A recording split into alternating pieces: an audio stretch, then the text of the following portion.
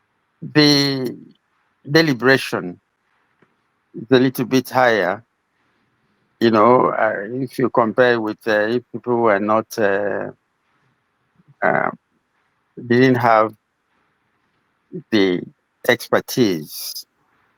Yeah, in Anambra State, you have retired real professors. I don't mean the INEC professors.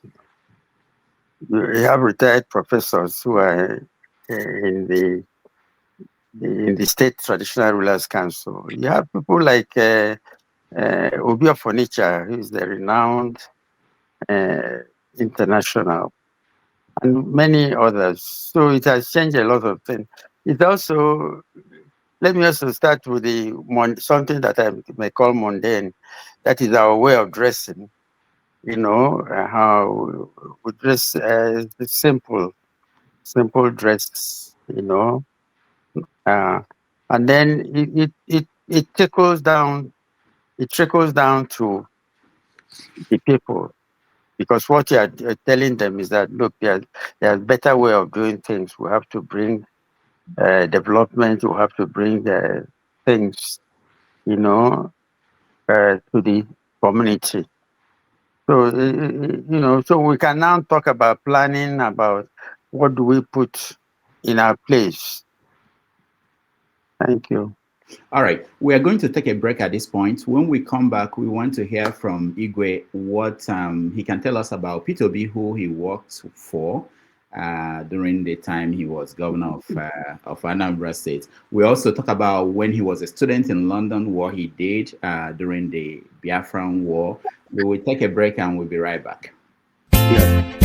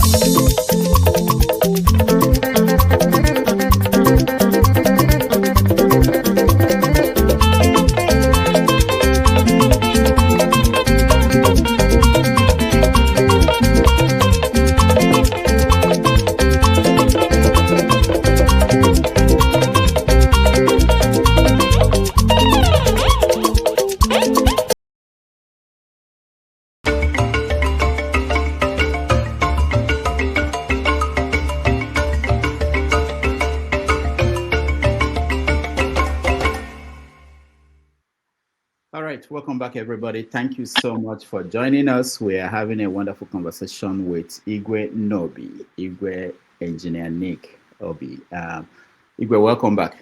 Thank you. A lot of people watching now, they want to know, there's someone who is like an enigma in Nigerian political scene today, which is Mr. Peter Obi. Now, you know him, you work with him. Maybe you can give us something. Is there something we don't know about him based on what you see, as a person that we don't know, Nigerians who are watching him in the political arena today?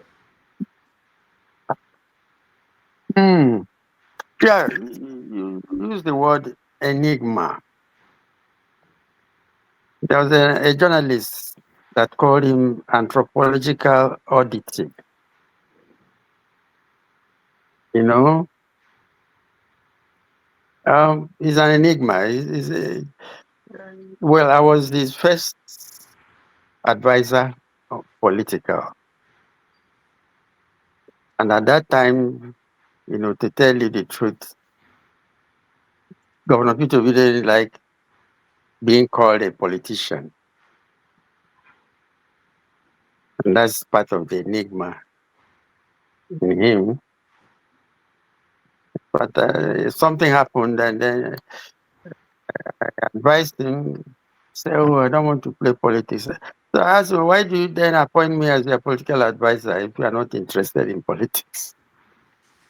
You know? So I don't know. I don't know how we started the APGA. The APGA in 2001. Chekwaso Korea was the first chairman, and then from there, myself, Victor Ume, I was the vice chairman central under Mbadinuju. But Mbadinuju's government wasn't going anywhere, so we said, "Oh, we have to look for another vehicle," and that's where Peter Obi came in. He said he's a trader. He calls himself a trader. Really, he behaves like one. And a trader counts his chickens and his changes, and that's him. That's him. Is being a trader, is that a good thing or a bad thing in Nigerian political environment? Well, being an Igbo, being a trader is a good thing because that's what 90% of the Igbos do. The only thing, some traders, I started a company with some people who are traders. If you are telling them about investment or doing feasibility studies and things like that, no, they don't understand. They say, we want what is what the Americans call the bottom line. That's all they want to see, So, let me. Some people have compared Peter Obi to Zik. How do you see the differences in their approach to politics? Well, as a I don't know if I was a teenager. I was even about 10 years old or so. I admired Dick of Africa, the long grammar and all the rest of them, and Dick was a pioneer. We cannot call it to be a pioneer. And then Zik, during his time, they were fighting about the independence of Nigeria. I just watched the clip you showed a few minutes ago.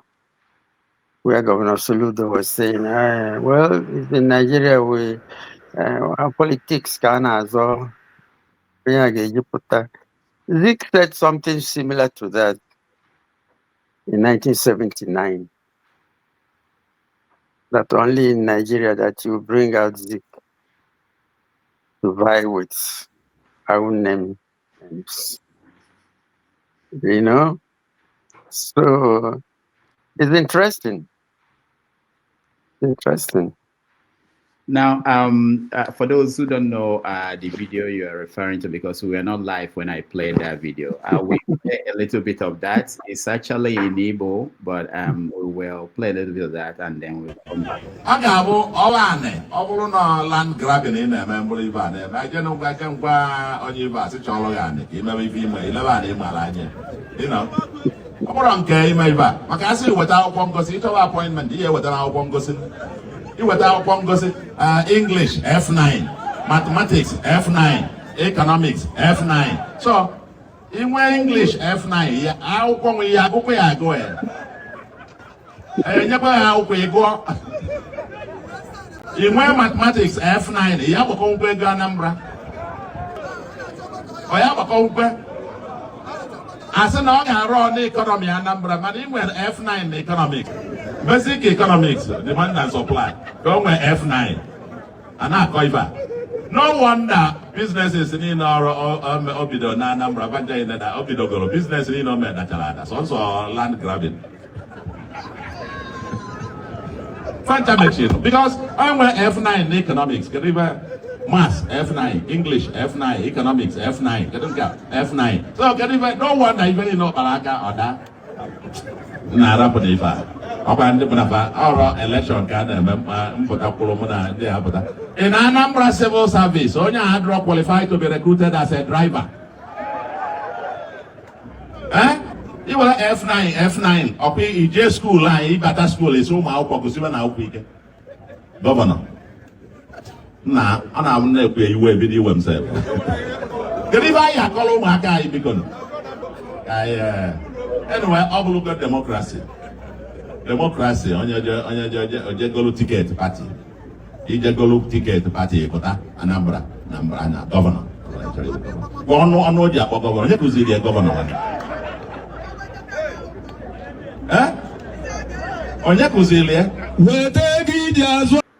All right. So, for those who do not understand Igbo, that's the governor of Anambra State talking about his opponent in the November election, putting him down essentially, that he didn't do well in school. That how could he be the governor of Igwe? When you listen to this, as a traditional ruler, somebody representing traditional institution, is this the way we want our leaders to sound and talk about politics? During the election, I mean, His Excellency or Mr. Governor says it's the election time. So during the election, they are marketing. They are not trading. They are marketing. So any way he can market his wares, it's okay for him. Okay, so this is something that most people have been trying to understand. Traditionally, Igbo people are regarded as Republican in nature. How does the institution of the monarchy, how is it being accepted after some years now of it being brought into most parts of Igbo land? Well, yes, Igbos are Republicans, but we're also communal. Should I use the word communalism? That is, we're communal people, even before the introduction of kingship. We do things communally. I mean, when I was younger, I know that if you are a young man and you haven't built your own house, your people will come together of your age, great, and build a house for you and do this. the roof, maybe thatched roof or whatever. So yes, we're Republicans, but okay, we're communalists. And then we also, I remember we built the first, in the 50s, in Nnobi, we built the water pipe system. We built the colleges in Nnobi, both in Nnobi High School, where you attended, and then the Our Ladies School, and some primary schools. So even though we are Republicans, but we work together, and we say Onyaga na 1 year, that is, you must carry your brother or sister along. I know it's a problem because, we did a seminar in the Anambra State Traditional Rulers Council on Igwe Wednesday. We did a seminar. So people try to interpret it in two different ways. Because Igwe Wednesday doesn't mean that we have no respect for our kings or traditional rulers. Or does it mean that, yes, we are Republicans, but we can still come together, do things for ourselves? Okay. Before we are going to let people in very soon to join us in the conversation. But before we do that, I want you to give us a little insight, because there's this book. I actually thought it was online, but it's not online yet. I spoke to the writer. This is your biography. Okay. Written by Chidozie Okibo. Okibo. Yeah. Yeah, it's not yet online, but I spoke to him a few minutes ago, and he said there's plan to have it online so that people can buy it on Amazon. Okay. So part of the stories in this is how you the role you played as student activist in London. Can you please tell us a little bit about how you see today's young people, how they react to social and political issues when you compare that to your era when you were in London during the Biafran War? Well, thank you. My own era, it was before the Biafran War. As a student, when you travel to UK or US, you get there primarily as a student. And I was one of the people who went to UK in 1961, and I was called a recognized scholar. That is, that the government knows that I'm going to UK to study. And over there, we had the Students' Union, which was very active. And then to belong to the Students' Union, you cannot belong to any political party. At the time, it was both NCNC and AG that were in vogue. I remember I was the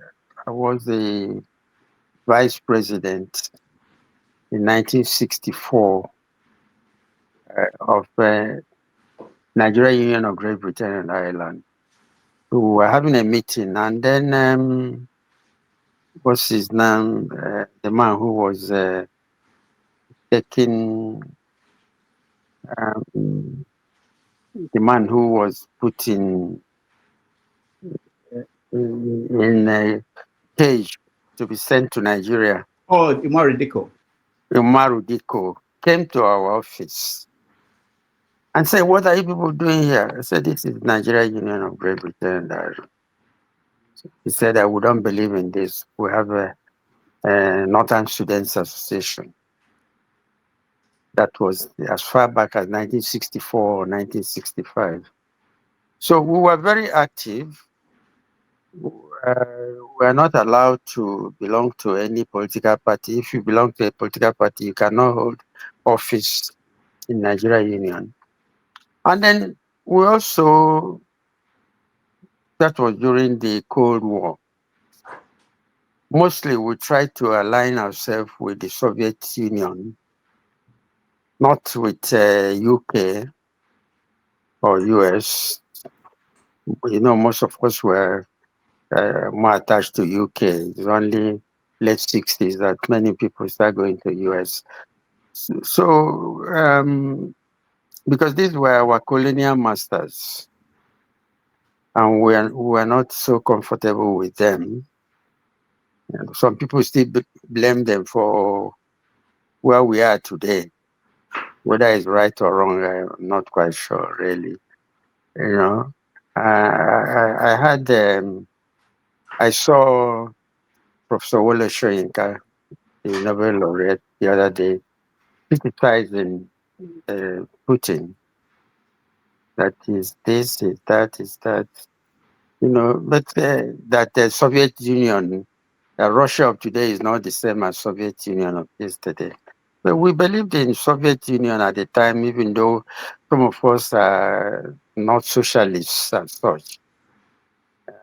Some of us are capitalists. So it's interesting to know that Wole Soyinka is anti-Putin. I don't know what is much different between Putin and Trump and even the one that is here, you know, because what is their policy towards Africa? What is their policy towards the black man? This is what really should guide my thinking. Because if you say somebody is not, I also saw the other day somebody was talking about democracy, said there's no democracy anywhere in the world. Because when you bring out Trump and Biden, what are you comparing? You know, so you know, in democracy, one of the problems you have is how does the leader to be elected? How does it emerge? Because it's a process. If I may put a bit to be said, the process is what matters more than the results. So if the process of bringing somebody is not proper, and then you bring two persons, you are talking about the devil and the blue sea. You must cast your vote for either the devil or the blue sea. Whichever one you do, you think. You mentioned Soyinka, and I remember that he was the one that called his generation wasted generation. Yes. So when you say that if we are not going to blame the colonial powers, who you agree they've not left entirely, they're still operating things in African countries.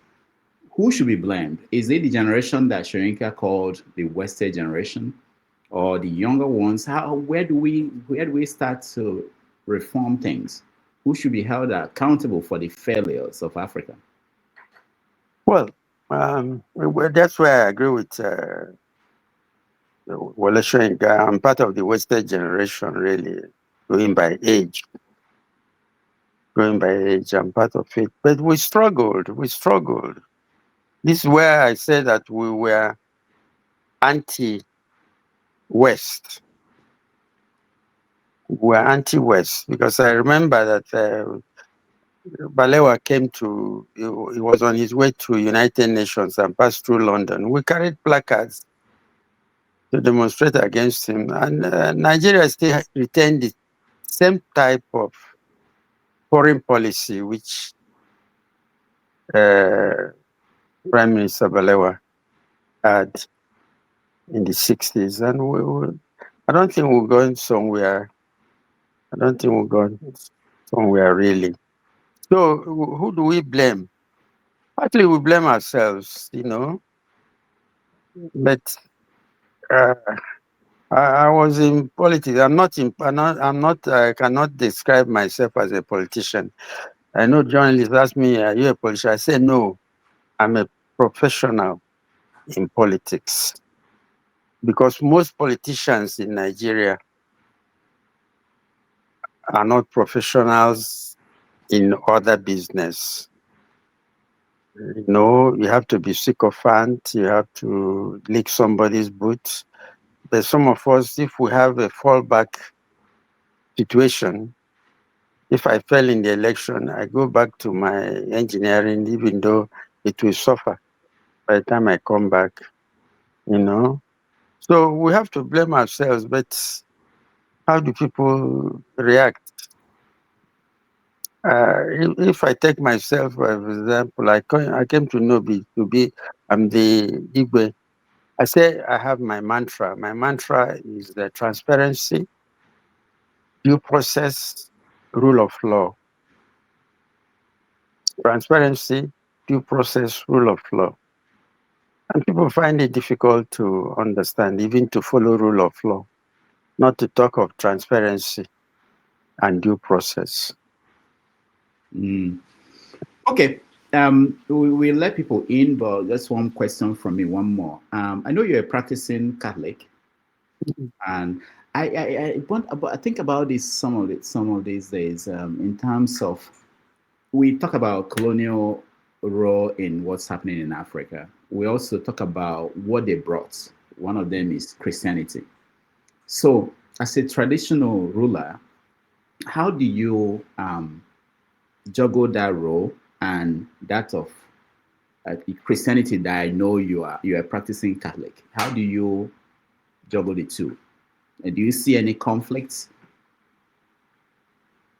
Yes, that's a good question. There is no conflict, really, as far as I'm concerned, because it depends on the way you want to practice either your Christianity or your ordinary. I went to pilgrimage to Jerusalem, and then I saw that some of the things they are doing are the things that our forefathers were doing in Jerusalem. So, as the traditional ruler of the community, I'm the traditional ruler. I'm the ruler of the Christians, the non-Christians, and everybody. You know, you talked about Idemili earlier on. Somebody says that he's the more Idemili. Yes, but I'm the Eze Idemili. You know, you cannot have two Ezes in the community. There must be. So, in that case, you know, I have to put my hat as the traditional ruler. And the government gave me a certificate saying you are the traditional ruler and custodian of tradition, culture, and customs. And that embodies everything: tradition, culture, and customs. So I don't see, there's not much to say that is against being a traditional ruler if you are a Christian. You know, probably you can draw a line and say, okay, as a Christian, this is what I accept. But that is as a traditional ruler and a Christian. You know, maybe as a Christian, you not do a kite. You encourage people to work hard to earn their living. Now you mentioned that as the kings and things like, it reminded me of what's going on in some parts of the world, including Ghana recently, where Igbo people outside of Igbo land, I don't know how they come about it, but they become Eze of the Igbo community there. And it's a problem. And recently, the traditional rulers in the Southeast had a meeting, I believe, and issued a statement. Were you part of that discussion? And what do you feel about somebody in New York or in London saying, I'm the Eze Igbo, the king of Igbo people in London or Malaysia? Yes, it's not recently. In fact, it's been there for over 10 years. We've been telling people don't go outside Igbo land and claim to be Eze. You can answer Onyendu, you know, so as not to create the present problem we're having everywhere. You cannot have two Ezes. Somebody says is Igwe Nnobi Zuluku of Idemili. We wrote to him and said, look, you cannot claim to be Igwe Nnobi Zuluku when there is already an Eze. That word, Eze, Obi, Igwe, is in the legal this thing of the traditional rulers law that you cannot answer it of your community unless you are the traditional ruler. No, so we condemn anybody going outside Igbo land, whether in Kate or Surulere, answering Eze Igbo. You can answer Onyendu the Igbo in that area, just as they call Nnamdi Kanu Onyendu. You know, to avoid the problem. Although I think probably the Ghana people are going too far with what they're doing. That is my own personal view, really. All right. Let's get our people involved in this conversation. Mr. James, welcome to the show. Thank you. Thank you. So you are we have our guest, the king, the Igwe Nnobi, Igwe Muodum Obi, engineer. So do you have a question or comment for him? Yes. Please, can you hear me? Yeah, we can hear you. Good. I can hear you. Thank you very much for coming, sir. Long may you live and may your reign be peaceful. Thank you. Thank you. Unfortunately, I will not be able to ask you a question. Ask you questions for traditional reasons.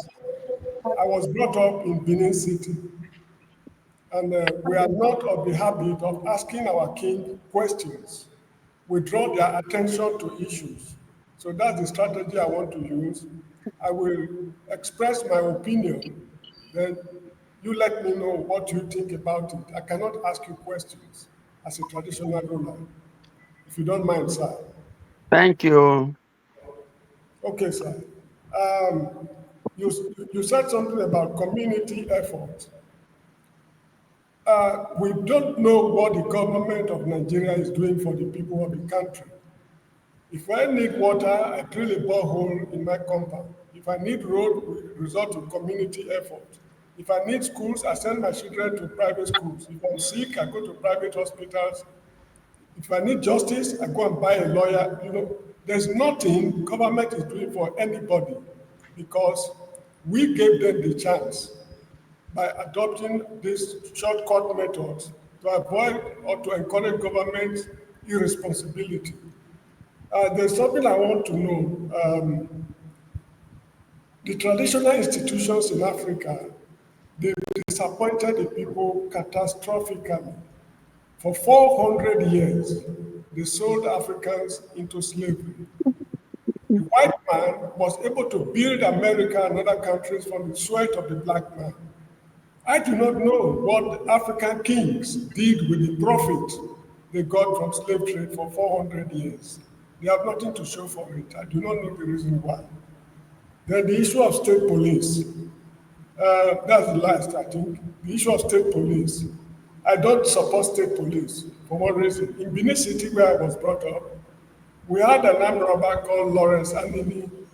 While he was operating, it is an indigene of that state, serving in the state, George Yamu, who was conniving with him. So if we should form a state police, we have, let's say, Benin State Police Force, there is no guarantee that members of the state police force will not perpetrate crime. In fact, it will be more serious because they know the state better than any other person, so they know how to perpetrate their nefarious activities. And lastly, somebody should remind Professor Soludo, you don't need a university degree to be a good administrator. Thank you very much, sir. Long may you live. Thank you. Reign be peaceful. Thank you. Okay, sir. Thank you, Mr. James. Go ahead, Igwe. Yes. Mr. James, you are protesting, and the best way to protest is to get involved. Get involved in the politics. If you say you won't get involved, you won't vote, you won't do this, things will keep on getting worse than they are now. Some of us, Soyinka said we're a wasted generation. Some of us felt that we should get involved to see if we can change things. And then probably we didn't achieve what we should, but at least we made some mark. On the state police, they are just using Aneni as an example.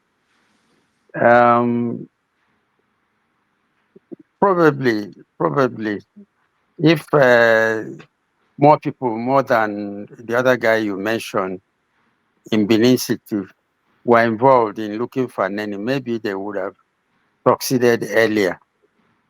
Because the problem is that if you have a federal police, most of the people there are, I won't say foreigners, they are non-indigens. In Igbo, we say that the man in the house knows the chicken that has bad leg. So I think if the practice all over the world is that you have the police. I use an example that if you want to build a petrol station, let's say in Benin, you have to go to Abuja to get the authorization to do it. No, nothing works. That is the over governance, as far as I'm concerned. Thank you. All right, thank you, Mr. James. Let's go to, I think Ovie is next. Ovie, welcome to the show. Yeah, Your Majesty, may your days be long. Thank you. Yes, sir. Unlike Mr. James, I'm also from the Benin Kingdom, but I'm a member of one of the royal home called Orifa family. So I'm in a position to ask questions. I have that privilege as a member of the royal family. Yes, you are responding to Dr. Damage's question. You made mention of your active days as a student in Europe. Yes. Leading to the Civil War, the years to Civil War. So as a very active student who, as you said, you are anti-West, what role did you see the West, especially the United States and the British, play that contributed greatly to the Civil War, and what happened subsequent after then, that those people back home are not privileged or are not in position to actually see, just like it's happening today? Oh, thank you very much. Yes, I mentioned it earlier. Some of us, why we are anti-Europe or anti-US, is that because we know the role they played before and after the Civil War. Being that I was active, and then being the president of the Nigerian Union of Great Britain and Ireland, and then unfortunately for me, my wife, who had just passed on a couple of years ago, was the secretary with the Labour Party. So in 1965, she showed me a document by the Labour Party under Harold Wilson, that if there's any problem in Nigeria, between Nigeria and Biafra, that they will back Nigeria. And that's so I had that privilege of knowing that. And then I know that if you also use the US as an example, in US, between Richard Nixon and Robert Kennedy. Robert Kennedy was for Biafra. Richard Nixon was for Nigeria. So when Robert Kennedy, so Biafra became an issue in 1968 election in US. So when Robert Kennedy was assassinated, was killed,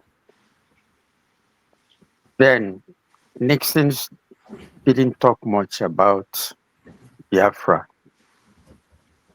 but he alluded to Biafra. But when Lyndon Johnson came in, the thing was shut completely. The people who supported Biafra in US were mostly religious, particularly the Catholics, because the Kennedy, from their father Joseph Kennedy to their sons John, Robert, and others, were all Catholics. So they supported even the Archbishop at the time, or Cardinal, not Archbishop.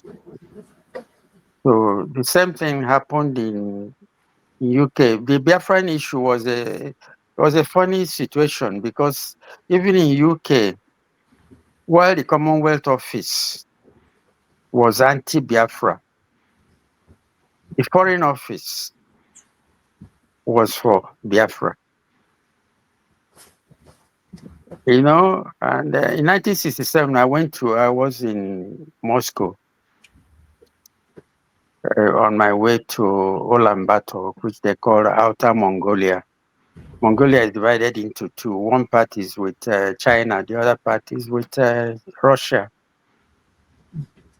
So the Russians were, at the time they said is an Israeli war. That's where the Biafran got into trouble with the Russians, and later the Egyptians, who sent their pilots, because almost all the pilots before the war were Igbos. So when they left Nigeria Air Force, the Russians had to ask the Egyptians to come in. That's how so you can see why some of us are anti-Europe or anti-US. Not just because of Biafra, but because of other things. If I may mention, you had Black Power movement in the 60s. Yeah, they are noted for wearing black gloves, their right hand. So we support them because they are blacks. We want blacks to be free. But they didn't support Biafra because they think that we're trying to divide the black people. All right. Thank you. Wow. Wow. Thank you. Thanks. All right. Let's go to man of prestige who is answering comparable facts. Welcome to the show. Yeah, greeting, Dr. Rudolf. Dalona, our Excellency, the Highness, Engineer Igwe. It's nice to have you on this platform. It's very honorable to have you, having a distinguished scholar, in my own opinion, coming to give us some information. So I'm going to ask you a question, sir, if you don't mind, in reference to the Igbo nation, where we are right now. In my own opinion, we used to, the ordinary Igbos used to live what we call the Nigerian dream before the Biafran War. And, we are a dominant force when it comes to Nigerian politics before, but the way we are right now, where do you see us going from now? Because I feel like, we have been marginalized politically, we have been disregarded. So where do you see us getting out of this, conundrum where we are right now? It seems like we are not being regarded in Nigeria. We just have the few, maybe the politicians, living the Nigerian dream. But the ordinary Igbos like me, we are not living the so-called like Nigerian dream. We are being excluded from Nigerian all aspects. Can you comment on that, sir? Yeah, thank you very much. That's a question that we can and answer ourselves. You know, for the Igbo, they say, if you feel that we're disregarded or marginalized, we should help ourselves. And that's one of the reasons why we're thinking about Think Home. You know, if we can try and develop our area, we help ourselves. And if our governors can come together and then make sure that our area, whether the 5 states, can work together. Even if they don't work together, let every state try and see what it can do to improve the area. We cannot be waiting for the federal government. You know, I appreciate that some of the problems depends on the policies of the federal government. But if we can help ourselves, it will be better for us. All right. Thank you, Igwe. Thank you, man of prestige. What we're going to do now, we're going to take a quick break. When we come back, we round up with Igbo Basics, Righteous Man, and if there's any other person who is back end. But we are going to take a quick break. We will be right back with Igwe. Is it 5 minutes again? 5 minutes, please. Okay. All right. Thank you.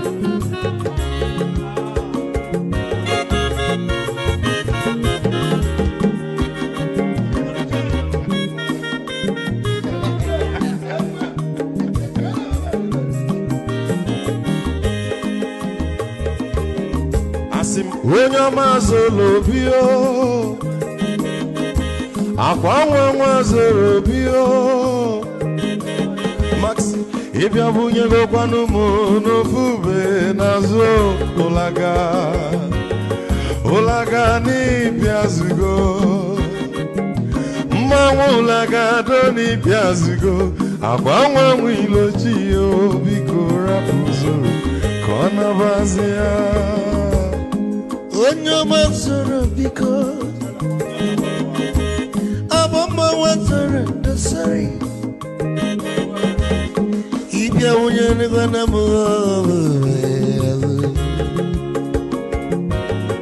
ụlagado n'ịbịa zigo, mma ụlagado n'ịbịa zigo, abọmma ilochino, biko rapụ zoro ọ na-abazi ya. Mazi welcome Odogu no kwere sinenka Onyo mani gadele mo Mazi ni mazi ngame Ibu go with the melody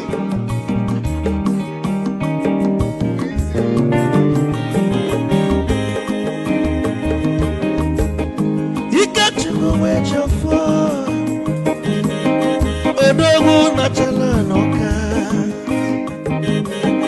Ezi wane mliga delemo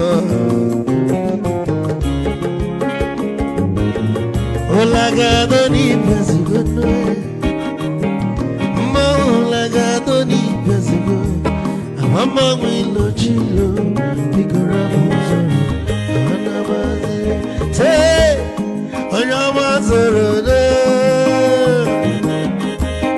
Mama was a sorry. If I were to go of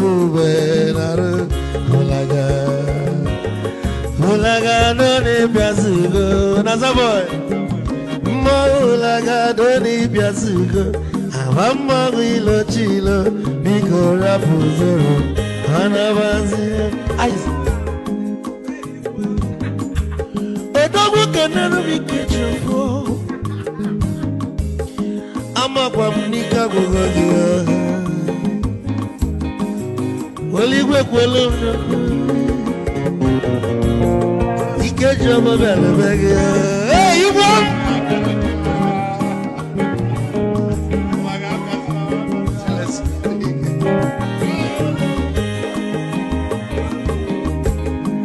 egwu ka mbụ na-ekene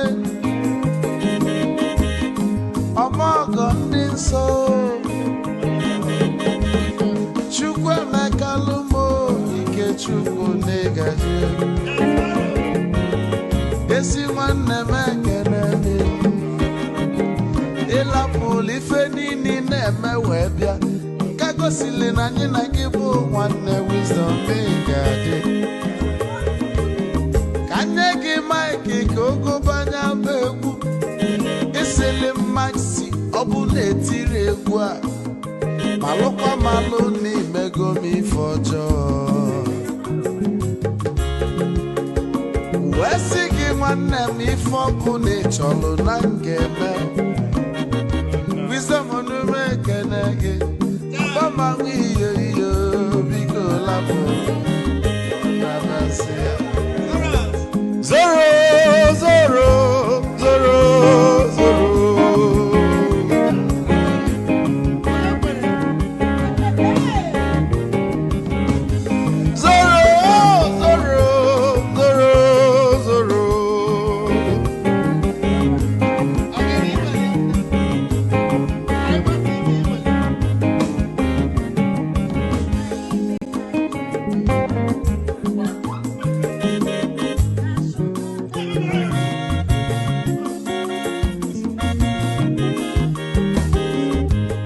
Geduru joy na bugwu Hausa Sokoto Ujembe nwilo anụ solo nwe ma n'ọfịa na-ara onye nwụrụ zuru ike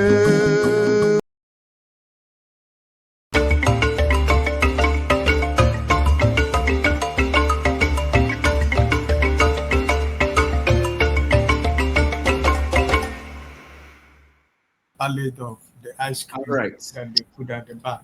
Welcome back to our show. We appreciate all of you. We're having a wonderful conversation with Igwe Nnobi, Igwe Omenyili Nnobi. Igwe, thank you so much for being with us this afternoon. Let me go to, I think the next person is Igbo Basics. Igbo Basics, you're on. We can hear you. Unmute yourself, please. Igwe Muodum ndewo. Ndewo kwa o. Eze bikwa. Na, ya dịkwa o. Igwe ekelekwa m. Okay. Igwe nnọọ. Ọjị ka m wetara gị. Ọjị ahụ. Daalụ ọjị o. Ọ dị mkpụrụ ọjị one? Ọ dị nnọọ. Ọ dị, okay, o zuru ezu. Ya dịrị gị mma. Ọ ga-adịkwara gị. Ọjị ruo ụlọ ekwu ebe o si. Ọkụ ya? Enyego m ya. Inyezie ya Rudolf, ọ ga-eru m aka. Hallelujah. Amen. Rudolf ọjị ahụ ga-erute gị aka. Okay. Ya abịa n'ụzọ dị iche. Igwe abụ m onye Ibere. Onye? Ibere. Be Maazị Ụkọnụ. Ụkọnụ, yes. Yes, be Amadi Ikweche, be Justice Ikweche. Ikweche. Yes. Ikweche, Nakweche. Ọ nwanne m nwoke. Ikweche nwanne m nwoke. Yes. Okay. So, ndewo. N'egbughị oge, anụọla m ọtụtụ okwu, many things that you have talked about here. But I'll just touch up on a few of it. Right off the court, I would say on the issue of wasted generation, I beg to disagree. And the reason why I beg to disagree that you are not wasted generation is because it's on your shoulders. There are some of us who came like 16 years after your sojourn to the UK, some of us who came. It's on your shoulders that we stood. And it's also on your shoulders that both the independence we are enjoying today and everything else that we are carrying on with. It's on the shoulders of people like you that we stand and move forward. So I beg to disagree that you're a wasted generation, you're not. And whoever calls that, the lizard fell down from an iroko tree and he nodded his head. in the sense that if nobody is praising me, I'll praise myself. So for me, I am praising that generation of yours. And we'll put that aside.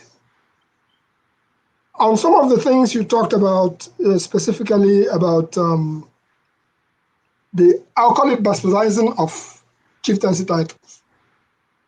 You came at this process from the angle of how you dress, how you present yourself goes a long way. And that's why, much as I'm a titled man in Anambra State, echiri m echichi Igwe Abalanze, Osineze Nwa, Abagana, echiri m Akpara Adịghị Achị, but I'm more Pia Ibere. Much as all that is concerned, I came wearing this cap because I know the difference between Okpuahi Ikpunisi and Okpuahi Ikpunisi. So for those who don't understand, it becomes a lesson today for us to understand. It's not these days that any young man just go to the market, buys a cap and puts on his head, and then becomes Igwe or becomes Eze, SND, or whatever they call themselves. So I feel that that institution is being bastardized in the sense that my question, you as a practicing Catholic, bishops, when somebody is conferred a bishop, I believe that the person goes to Rome to be made a bishop, isn't that right? And if it is so, why is it that some traditional rulers will leave their kingdom, though you touched upon it, and go abroad to some of their sons or daughters or whoever they are, and then go there to confer a chieftaincy title on such individuals, no matter how much you have accomplished? I believe it should be the other way around, where the bishop is crowned in Rome. If you deservingly be a title holder, you should go to Igbo. And Dr. Rudolf, when your day comes to be a chief, I do believe that you will go to Nnobi, to the ruler Ogbu at Nnobi. If you do it otherwise, I am very grateful to have visited Nnobi one time in my life. And my visit to Nnobi was in honor of my good friend, who is also a son of Nnobi, Chief Zebediah Igwe Nnobi, alias 430, who I believe is a member of the Igwe's cabinet, the Traditional Rulers Council in Nnobi. That gave me the opportunity to have come to Nnobi to visit. And it was a very glorious visit. And I'm looking forward to when I do come back again to Nnobi, that I will be able to pay a courtesy visit to the Igwe of Nnobi. For me, being from Ibere, my elder brother, Eze Charles Onkwe Iheke, Aluku 1, Amankalo Ibere, the late Eze of Amankalo, was my elder brothers. I'm their last born. Though we have not replaced the Eze in Amankalo yet. And one of our Ezes in Ibere, Engineer John Oko, just passed on. So I'm taking that opportunity to make that announcement and wish a condolence to the traditional rulers in Igbo land. And me being a practicing bushcraft practitioner, I'm a member of the Abia State Hunters Association, where we believe in no hunters, no food, no farmers, no hunters, no meat, no farmers, no food. That's what we believe in. Having said all that, security comes from within, because I listened to your presentations as far as security is concerned. You are the chief custodian of the security. Everybody knows everybody. Before we knew everybody. You know those who are thieves, you know those who are orators, you know. Every community has a mixture of all kinds of people. We're saying all that, and then you also touched upon Abga, which is Chukwaso Korea. I happen to have been privileged to be at the local government headquarters with Chukwaso Korea. He was heading out to go and have Abga on. So I come from that same lineage. And then on Soludo, as you mentioned, that his marketing is politics. I personally believe that in other words, respect is reciprocal. If you want to learn how to Malan Jakri, you can go to Abamoto Park and we can tell you how to Malan Jakri. You can, of course. I saw that as in Jakri, go back. His presentation. I don't know who the other gentleman is, but they are all from Anambra. I'm prepared to round up my presentation here. And all my questions, which of course I've come along and you understood. In Igbo Gadi, which is a group I belong to here, some elders, they just made a presentation of who they call that Igbos have lost. It's a video that's going around. Igbos have lost their elders to the United States. And it's very painful to see them all lined up. Yes, annual events are okay for us to do. They're all lined up, and you can see the men of timbers and caliber and everything out there at all kinds, all of them wearing red caps, except one of them wearing Isiago. That video is out there. So my question there is, with the traditional rulers, and notice that I have not talked about the West, the North, or all the other sides of Nigeria. I do believe that you all do have a traditional rulers council where you all have some kind of meeting or so. What is it that can be done to tap into those people? I call them a powerhouse. This is a very strong force that they all have. What is it that you all, as Ndeze, are doing to appeal to them? I'm not saying to force. I'm not saying to chastise. I'm saying to appeal to them to bring that force, because we don't want any more of Professor Collins or Collins, who said they say from Okatatai, very close to Newai, Obosa. But that's what we are seeing with this generation. Security is not an excuse. What can we do to harness the force of what we all have from abroad here? All right, thank you, Igbo Basics. We have to go. As I close, Nnobi has given us quite a few great sons and daughters. Two of the eminent ones I've had the privilege of meeting, Rudolf Okonkwo, who is here with us, and also Chika Opala, aka Zabrudat, of which we are preparing to present a book on him, which that book is on the reading stage now. That's good. That book is on the reading stage. I'm from Ibere, but I felt it was something that is worth doing. Along with Bishop Uzuku of the Catholic Bishop of Milan, we are working on this angle. Hopefully, we will communicate with you after this, because the traditional ruler of that great town should be there by all the time everything is done about this book. Thank you. It's on the reading stage now. Thank you, Igbo Basics. Thank you so much. That's my question. Okay. That's my commentary. That's my welcome. Thank you. I don't know. It's more than a question. Yeah. Right. Let me, the one that I remember, the wasted generation. If we say we're a wasted generation, we are talking about where was Nigeria in 1960? Where is Nigeria in 2025? We've talked about Malaysia, that Malaysia came to Nigeria to borrow or to take the palm seedling and see what they've done with it. Hello? Yeah, we can hear you. We can hear you.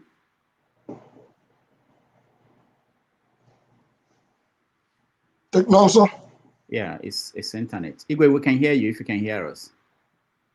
All right, while we wait for Igwe to reconnect, let me just remind everyone here that we have another show coming up with Dr. Franklin Obunweze, who will join us in about less than about 15 minutes. So for those who are left here who are going to ask questions, just make it one question and make it quickly so that we can round up this conversation and go to Dr. Franklin Obunweze, who is ready and to join us at 1:30 New York, 6:30 p.m. Nigeria. Let's see if Igwe's connection is back. Igwe, can you hear me? All right, so the connection is still not back, but Igwe, can you hear me? Igwe is for Catholic, not for bushcraft. Bushcraft Yeah. There you feel it. Go and find out Igwe believes in bushcraft. So you mistake bushcraft for witchcraft. correct yourselves. Bushcraft is the art of survival in the bush. All right. In the villages. All right. So we have to round up quickly. Igwe, finish your thoughts, and then we get Yes, I was commenting on the wasted generation. Yeah. We're talking about comparatively. I told you I was one of the people who protested against Balewa in 1960s. We still maintain the same foreign policy. You know, I knew the Prime Minister of Singapore as a student in England here. So what we're talking about is about wasted generation, not about our personal achievements as persons. You know, we're talking about where is our country today compared to 50, 60 years ago. That is the point, really. I appreciate the point you made that you are friendly with Nnobi people, starting with our revered the Budaya Okorigwe, alas 430. You know, you talked for a long time. I don't know if I answered some of your questions. So about the cap,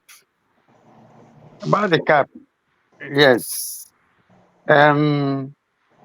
You know, when you listen, when you look at some programs, they tell you about the cap, who uses that cap, and who uses the red cap we put on. So it's a matter of discretion. Maybe we call a meeting of culture in Igbo land in the southeast and say, what do we do about the cap? Then, if an Igwe goes to London and makes somebody a chief, that's ultra vires. That is terrible. It's not allowed. I can't even Rudolf, with all the praise I give to him, I cannot make him a chief in New York. He has to come back. Chiozo. Oh no, Chigozo, I can't make him chief. That is basic. Yeah, Igbo basic, and that is basic. That's good to know. Yeah.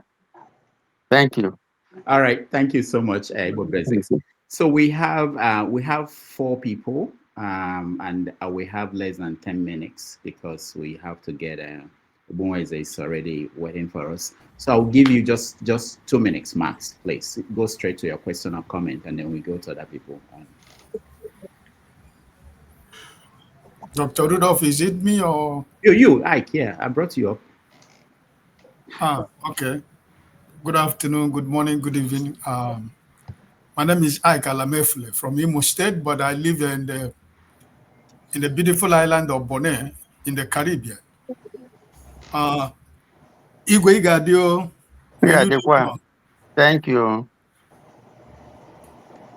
It's not a question, but a kind of a commentary. As an Igbo man, and my frustration is all about the bastardization of the traditional institutions by the political elite in Nigeria, more especially in the Southeast. Some of our traditional rulers has become a pawn in the hands of the governors of the states.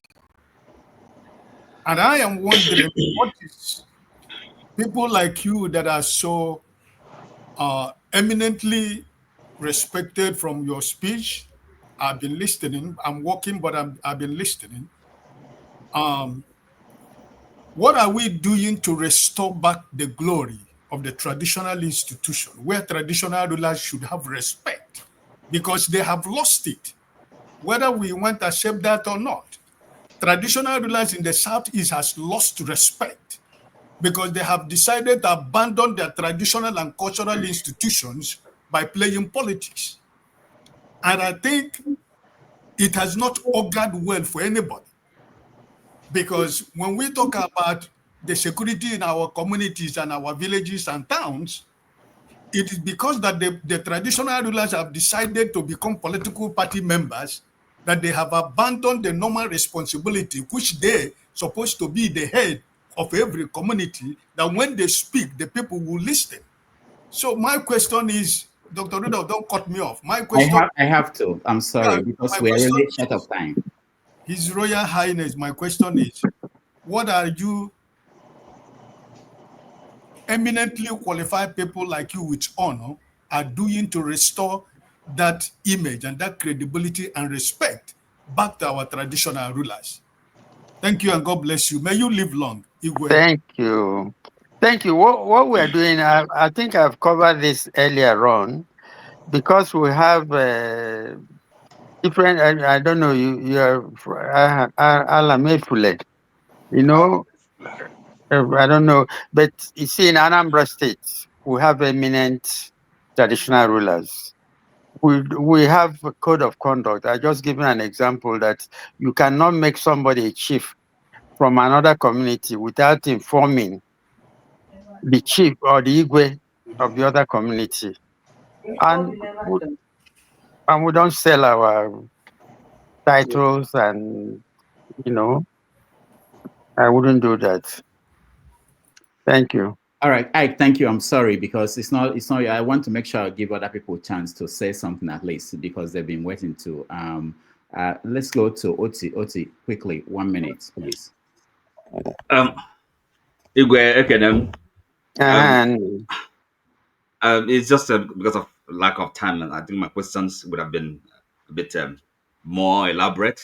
About I'll try, and actually it goes to the point that Rudolf has already raised with you, and that is really the role of traditional rulers in relation to, if like the character and disposition of an Igbo man and the Igbo social political setting.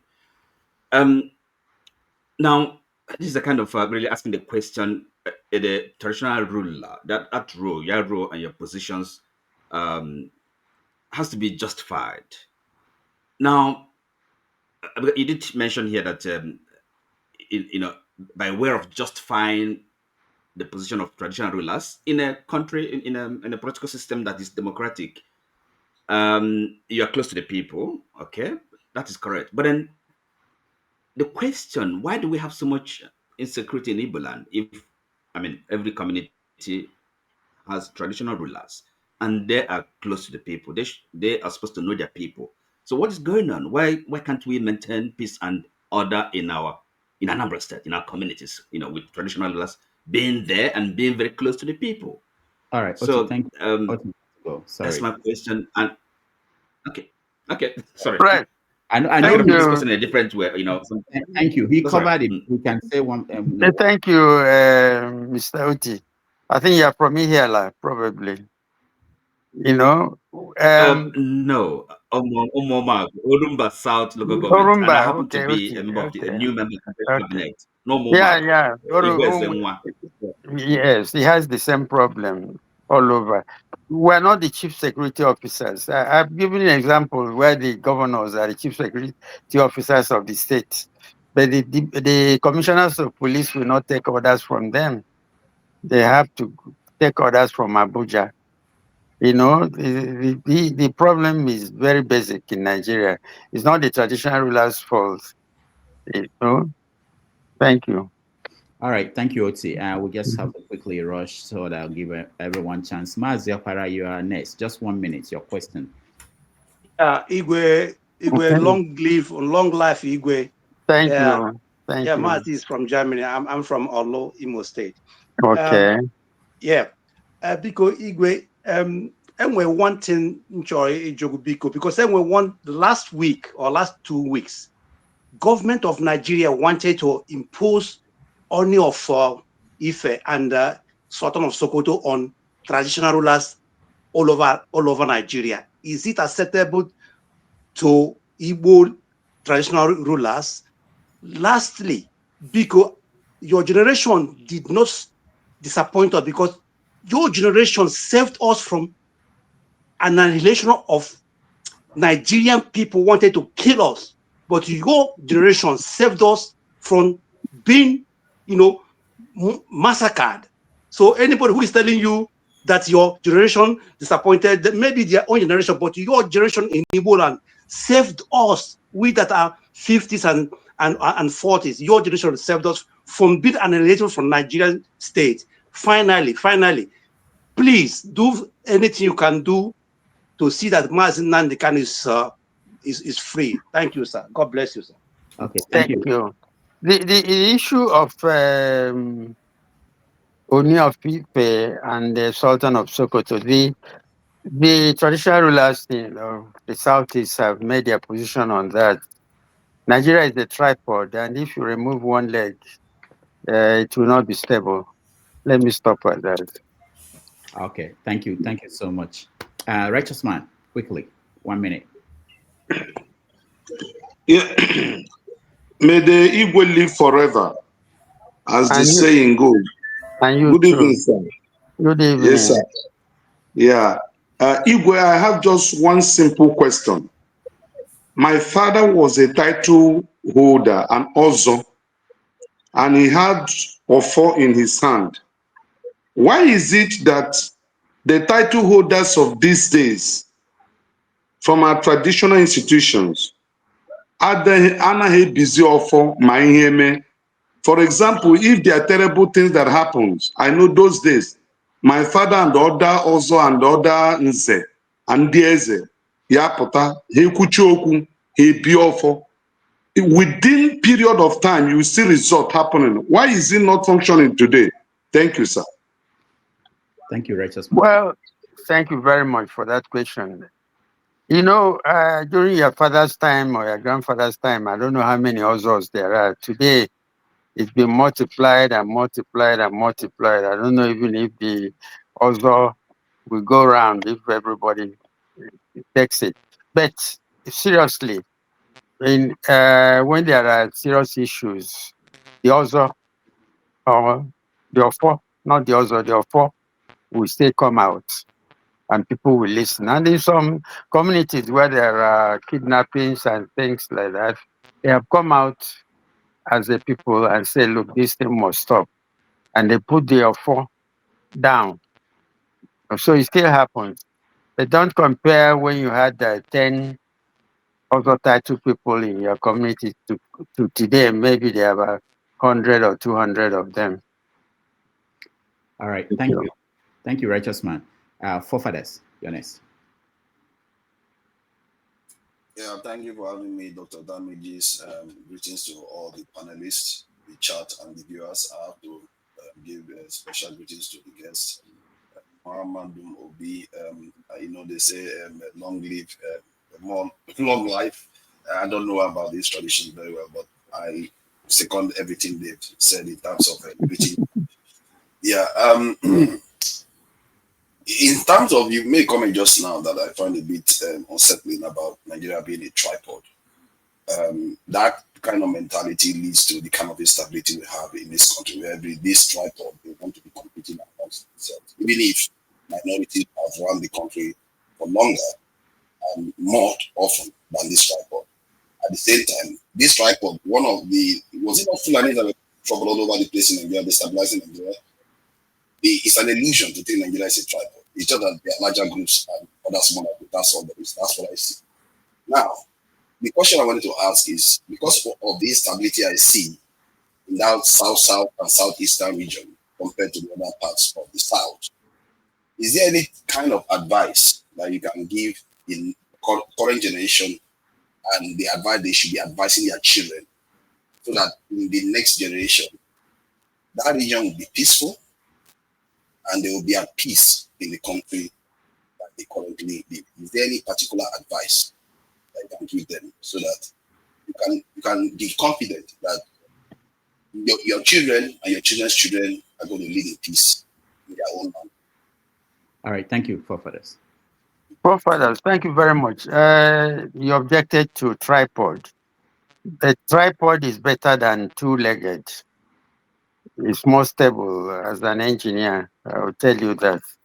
I don't mean that the others don't matter. You know, it would even be better if it's quadruple, if it's four-legged.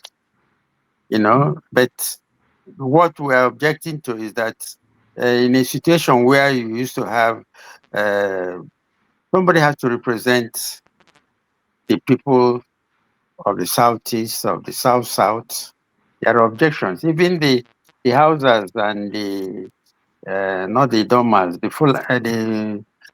people from just say their own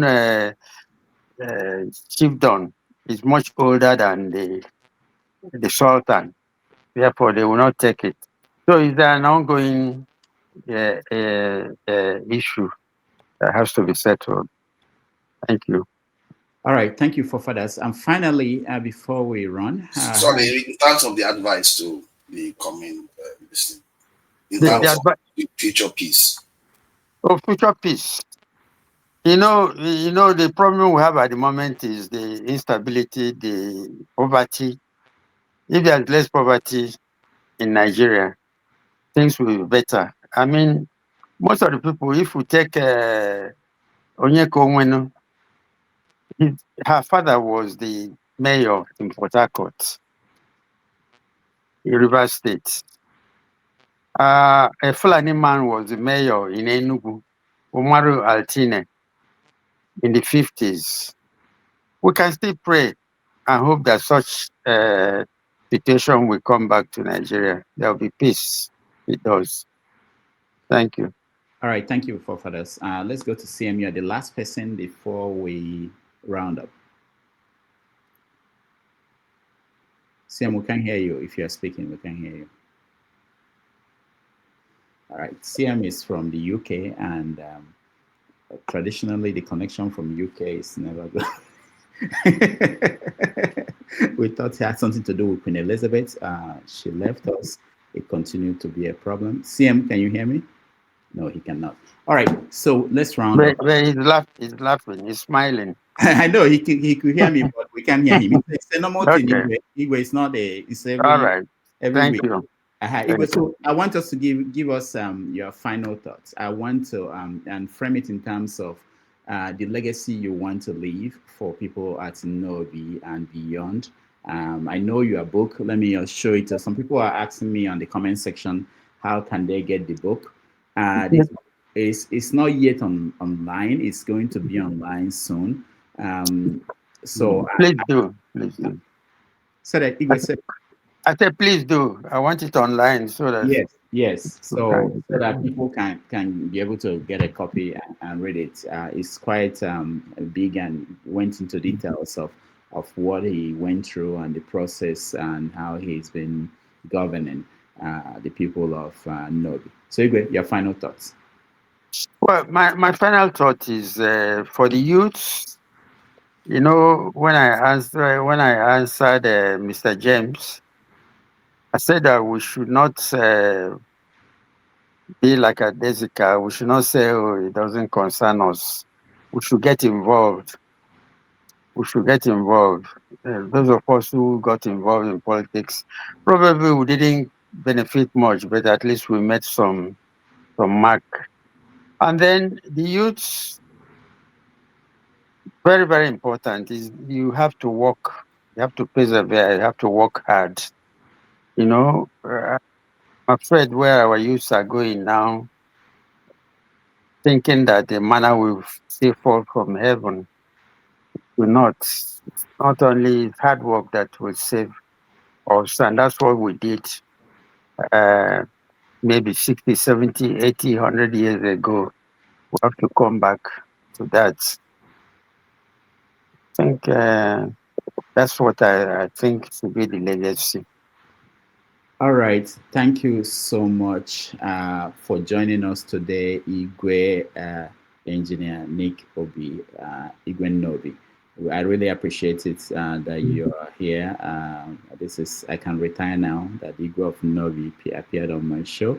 I can retire now. So thank you so much. Let me just mention that in the next 5 minutes and 4 minutes now, we are going to go over to the next channel, which is where we are going to have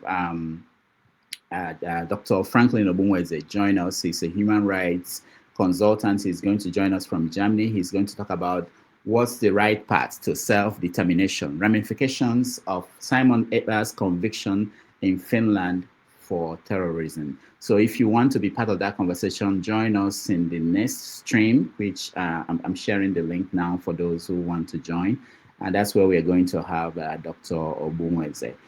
Thank you, everybody who joined us on this. Igwe, thank you so much. And we will be right back on the other end to talk about geopolitical issues beyond just Nigeria. We're going to talk about America and Israel and Gaza and everything. And Obumweze is really excited and willing and ready to join us. Thank you, everybody. I will see you guys. Thank you. Thank you. Thank you.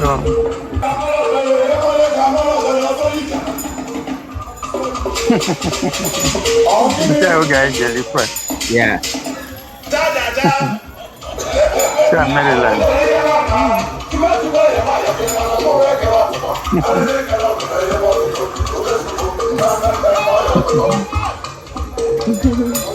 I cannot get it down 1 year. Oh, okay. Touch you.